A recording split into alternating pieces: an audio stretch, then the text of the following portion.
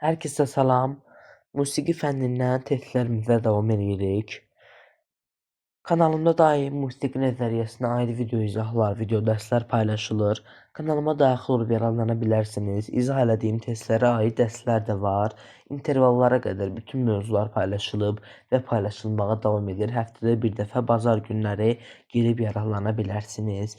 Baxaq indi musiqi testimizə. İkinci hissəmizdir. Bugün ikinci dərsimizdir musiqi testindən. Dərsimiz musiqi tarixi haqqında test işləyəcəyik. Başlayaq birinci sualdan. Qədim musiqi hansı məqsədlə yaranmışdır? Deməli, qədim musiqini soruşur bizdən, hansı məqsədlə yaranmışdır? Qədim musiqi əslində qədimdə, bunu məntiq elində tapmaq olar da. Qədimdə qədim insanların əsas məşğuliyyəti ov idi, ayin, mərasimlər. Yəni Azərbaycanda da belə şeylər var da. Baxın, daşda qayada rəsmlər var. Deməli, ovdur, ayin, mərasimlər üçün. Qədimdə insanlar sehirdi, dini mərasimlərdə bunun üçün musiqidən geniş istifadə edirdilər. İkinci tapşırıqda deyir ki, musiqi tarixinin orta əsrlər dövrü təxminən hansı əsrləri əhatə edir? A-da deyir 5-15-ci əsrlər. Burada A variantını götürmək olar. Çünki orta əsrlər dövrü dini xarakter daşıyırdı. 5-15-ci əsrlərdə din belə geniş yayılan vaxtlarına biri idi 5-15-ci əsrlər. Bunu götürmək olar. Yəni doğru cavabımız budur. Üçüncü suala baxaq. Qriqoryan xorları hansı dövrə aiddir? Qədim dövrlərə aiddir əslində. Tam qədim deməyək, biz orta əsrlər dövrü deyirik burada. Harda idi Qriqoryan xorları? Xristiyanlar idi bunu keçirəndə, yəni bu xorları təşkil edən xristiyanlar idi. Musiqinin əsas növü idi. Xristiyanda kilsə musiqisi idi. Yəni növlərindən biri idi. Xristiyanda da musiqinin, xristiyanlıqda da kilsə musiqisinin müxtəlif növləri var idi. Ona görə burada biz götürəcəyik B variantı. Dördüncü sual, Renesans dövrü musiqisi hansı xüsusiyyətlərə seçilirdi? Renesans dövrünün musiqisinin soruşur ki, hansı xüsusiyyəti ilə seçilirdi? Əslində B variantını burada doğru götürmək olar. Dini xarakter bu dövrdə çox az əhəmiyyət daşıyırdı da, yəni ki, yox idi. Bir çox insanda gözəllik belə anlayışı çıxmışdı ortaya Renesans dövründə. Polifoniyanın inkişafı və elə bil ki, insan hisslərinin ifadəsini gözəlliklə də əlaqələndirirdilər. Yəni belə bir şey olmuşdu. Bax, yəni ki, burada B variantı doğru cavab olacaq. 5-də deyir ki, Renesans dövrünün tanınmış bəstəkarı kimdir? Burada təbii ki, A variantı olacaq. Yəni ki, bu bəstəkar Renesans dövrünün ən tanınmış bəstəkarı olmuşdu da. Belə deyə bilərsiniz. Burada deməli A variantı. 6-cı tapşırıq. Barokko dövrü musiqisinin əsas xüsusiyyətini soruşur bizdən. Deməli burada tamam fərqli bir dövr idi. Musiqisi təntənağlı idi, ifadəli idi. Barokko dövrünün musiqisi. Buradakı uyğun variantımız olacaq B variantı. Zəngin bəzəklər və emosional ifadə. Sual 7-də deyir ki, Barokko dövrünün ən tanınmış bəstəkarı kim sayılır? Burada Barokkonun ən tanınmış bəstəkarı Johann Sebastian Bach olmuşdu. Johann Sebastian Bach yəni A variantını götürəcəyik. 8-ci sualla davam edirik. Füqa janrı hansı bəstəkarın yaradıcılığı ilə məşhurdur? Hələ Barokko dövründə olmuşdu bunlar. Yenə Johann Sebastian Bach'ı götürəcəyik buradan. Johann Sebastian Bach. Davam eləyək 9-cu tapşırıqla. Klassik dövrün əsas musiqi formalarından biri hansıdır? Təbii ki, yəni sözsüz ki, klassik dövrün ən əsas forması simfoniyadır. Günümüzdə də çox məşhurdur. Simfoniyanın atası kim sayılır? B variantı Joseph Haydn olacaq burada cavabımız. Deməli, Joseph Haydn kim idi? Kim idi deyəndə ki, yəni ki, simfoniyanın atası idi. Bir çox simfonik əsərləri var. Simfonik əsər deyəndə ki, simfoniyanın yaradıcısı idi o da. 11-ci sualdan, yəni tam ayarlamamışdım ki, bir çox fəaliyyəti olmuşdu da. Feilli fleyt operasının müəllifi kim olmuşdur? Burada B variantını götürəcəyik biz. Çünki o bəstəkarın ən məşhur, yəni ki, operalarından biridir. Ən məşhur operasıdır deyə bilərik ki. 12. Romantizm dövrünün musiqisi nə ifadə edirdi? Romantizm dövrü musiqi duyğuların ifadəsinə yönəlirdi. Demək ki, həm insanın, həm də musiqinin daxili hiss və emosiyalarına. Deməli, burada B variantı uyğun variant olacaq. 13-də romantizm dövrünün ən məşhur bəstəkarlarından biri kimdir? Yəni sözsüz ki, Frederic Chopin olacaq burada.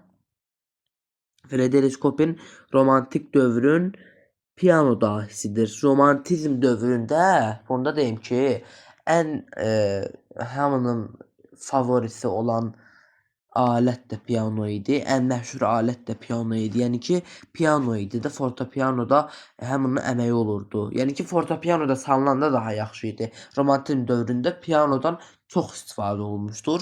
Yəni pianonun dahisi olmuşdur Frederic Chopin-də. Əlbəttə ki, yəni ki, ən məşhur bəstəkarlarından biri olacaq. Cavab olacaq A variantı. 14-cü tapşırıqda 4 fəsil əsərinin müəllifi kimdir deyir bizə. Yəni sözsüz ki, Antonio Vivaldi olacaq burada cavabımız. Qısaca yəni ki, barokko dövründə olmuşdur. 4 fəsil barokko dövründə yazılmışdı, yəni bu əsər. Barokko dövrünün şahesəridir. Yəni A variantını götürək. Burada götürəcəyik burada. 15-də nə deyir? Qazax marşı janrında yazılmış əsərlər hansı ölkəyə məxsusdur deyir. Qədimdə deməli bir çox lentlərdən valsə qədər də, yəni ki, o dövrü də əhatə edir. Əsasən Polşada valsdan əvvəlki lentlər orada məşhur olmuşdur. Yəni ki, valsdan da danışanda biz Polşanın adını çəkirik. Yəni ki, bir çox şeydə musiqiyə dair bir çox, yəni ki, Polşa dövlətinin əməyi olmuşdur da. A variantını götürəcəyik. Yəni ki, yadınızı saxlayın da ki, həm də ki, Vasin yaranmasında da Polşanın rol olmuşdur. Əsas Almaniya idi, amma ki, yenə də Polşanın adını çəkirik də burada. Davam eləyək. 16-cı sual. Caz deyir musiqisi hansı ölkədə yaranıb? Caz musiqisi qısaca ABŞ-da yaranıb. Caz New Orleans-da yaradıb da. Yəni ki, təxminən 20-ci əsrin əvvəllərində yaranmışdır. ABŞ-da B variantı. Burada bizim doğru cavabımız olacaqdır. Davam eləyək. Azərbaycandan deyib bir dənə sual. Azərbaycan professional musiqisinin balisi kim sayılır? Üzeyir Azbəyli qısacası kimliyimizin də müəllifidir. Arşınmaların operasının da müəllifidir. Operettasının da müəllifidir. Dünyada yəni məşhur bir operettadır. B variantı Üzeyir Hacıbəyli. Sual 18. Leyli və Məcnun operası ilk dəfə nə vaxt səhnələşdirilmişdir? Şərqin ilk operası olaraq da tanınırdı. 1908-ci ildə səhnələşdirilmişdir. Cavab olacaq burada A variantı. 19. Arşın Malların operettası kimindir? Arşın Malların operettasının müəllifi Üzeyir Hacıbəylidir. Dünyanın ən məşhur operalarından biridir. Azərbaycanda da təbii ki, ən məşhur operadır. A variantı olacaq. Qara Qarayev hansı əsərlə tanınır? Qara Qarayev təbii ki, yəni ki, Min bir gecə baleti də ona ən məşhur baletidir. Yəni Qara Qarayevin Min bir gecə baleti çox belə ona məxsusdur, əsasdır. Amma ki, 7 gözəl baleti onun ən məşhur baletlərindən biridir. Mən Min bir gecəni bilirsiniz niyə dedim? Çünki Min bir gecə baleti də çox belə tanınan baletdir də. 7 gözəl baleti amma daha da, yəni ki, sual düşsə 7 gözəl olmasa cavabımız A variantıdır. Amma elə sual düşər ki, sizə 7 gözəli verməyə, onda siz Min bir gecəni götürə bilərsiniz ki, yəni Koroğludur, bunlar heç Koroğlu, Aşımalılar, bunlar heç Qara Qarayevə aid deyil. 21-ci sual. Min bir gecə baletinin bəstəkarı kimdir? Dediyim kimi Qara Qarayevdir. Qara Qarayevin Min bir gecə baleti ona məxsusdur, ən məşhur baletlərindən biridir o da. Elə 7 gözəl baleti kimidir o da. B variantı burada doğru cavab olacaq. Bu qədər.